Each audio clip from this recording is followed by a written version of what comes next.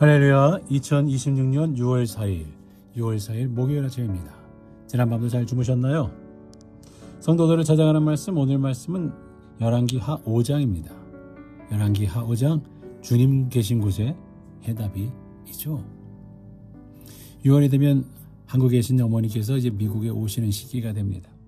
오시면 이런저런 이야기를 나누게 되죠. 그럴 때면 아버지께서 병원에 입원했을 때 아버지께서는 당신의 병보다 하나님을 더 바라보셨고 병실에서도 복음을 끝까지 사명을 다하여 전하셨다는 이야기를 종종 하게 되죠. 심지어 연세대 채플린, 연세대 입원하셨으니까 채플린 이제 병원 원목과 실습생들도 이런 모습을 보면서 저에게 많은 이야기를 해주었던 기억이 납니다. 그럼 뭐 하나, 벌떡 일어나셔야지 이런 생각을 했었는데 아쉬운 이야기를 하면 아버지께서는 여기까지가 하나님께서 맡기신 사명이다 라는 말씀을 하셨죠. 반면에 벌떡 일어나시는 분들 계셔요. 비슷한 시기에 출간된 다시 뛰는 생명의 북소리라는 책을 보면 악성 림프종으로 죽음의 문턱까지 갔던 한 장로님이 정말 절망 가운데 고린도전서 10장 13절의 말씀을 붙들고 일어섭니다. 하나님은 미쁘사 너희가 감당하지 못할 시험 당함을 허락지 아니하시고, 그리고 긴 투병 끝에 완치 판정을 받았을 때 의사는 말을 하죠. 선생님의 의지와 인내가 선생님을 살렸습니다. 그러자 그 장로님은 이렇게 고백합니다. 아닙니다. 하나님의 은혜가 저를 살렸습니다. 결과는 달랐지만 두 분의 고백은 같아요. 답은 병원에만 있지 않았습니다. 답은 하나님께 있는 거죠.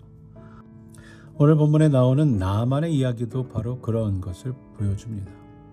본문은 나아만을 이렇게 소개하죠. 1절에 아람 왕의 군대 장관 나아만은 그의 주인 앞에서 크고 존귀한 자니 큰 용사이나 나병 환자더라. 나아만은 성공한 사람입니다. 군대 장관이죠. 국가 영웅입니다. 왕의 신임을 받은 사람이에요.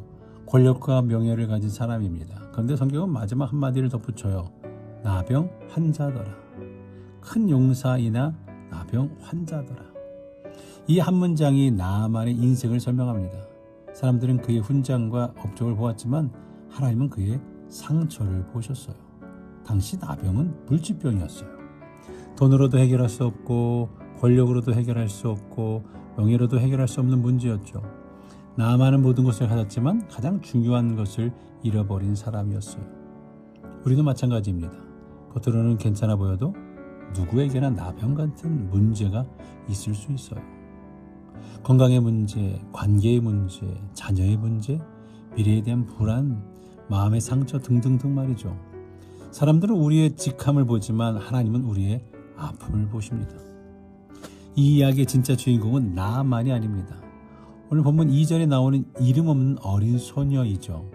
이스라엘 땅에서 어린 소녀 하나를 사로잡음에 이 소녀는 전쟁 포로예요. 고향을 잃었어요. 자유를 잃었습니다. 가족을 잃었어요.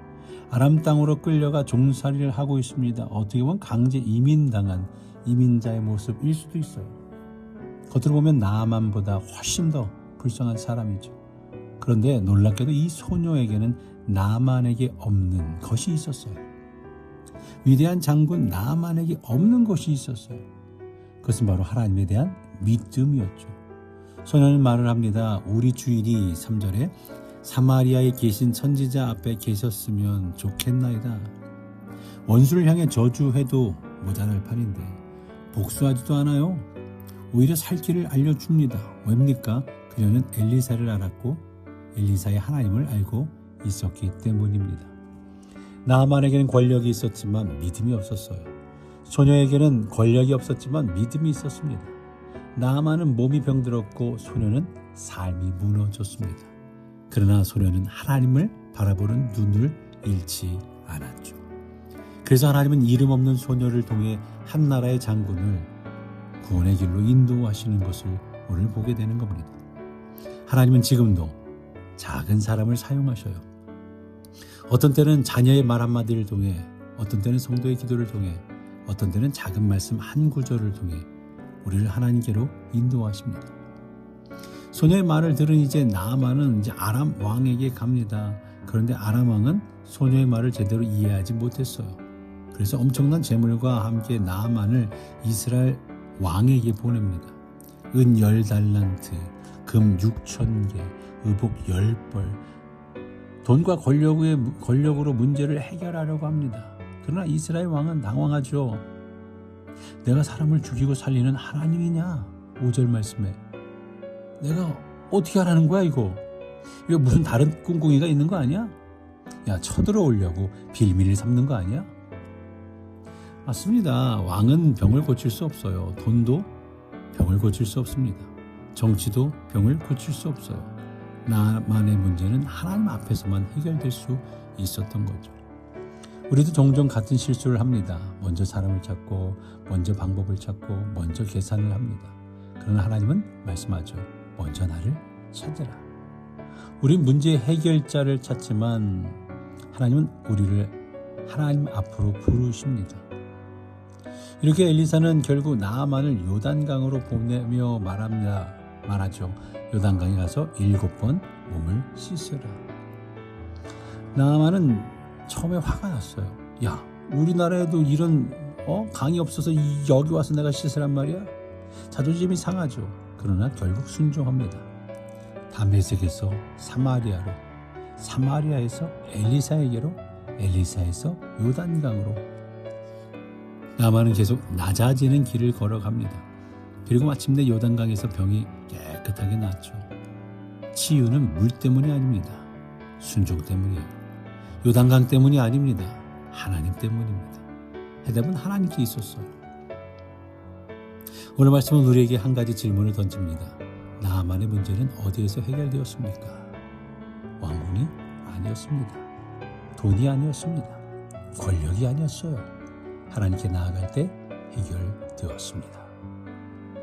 역대기하 7장 14절의 말씀, 내 이름으로 일컫는 내 백성이 그의 악한 길에서 떠나 스스로 낮추고 기도하여 내 얼굴을 찾으면 내가 하늘에서 듣고 그들의 죄를 사하고 그들의 땅을 고치리라.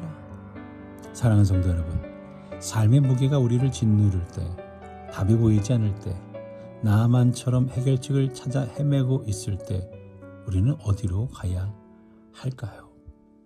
주님이 계신 곳으로 가야 합니다. 말씀이 있는 곳으로 가야 합니다. 기도의 자리로 가야 합니다.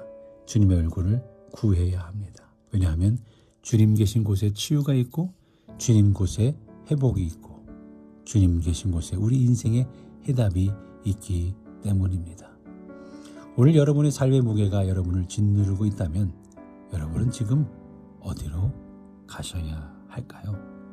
오늘도 이 말씀을 붙잡으며 하나님이 나에게, 우리에게 주시는 일이 무엇일까 곰곰이 묵상하며 오늘 하루를 말씀과 동행하며 살아갈 수 있는 귀한 날이 될 수 있기를 간절히 축원합니다.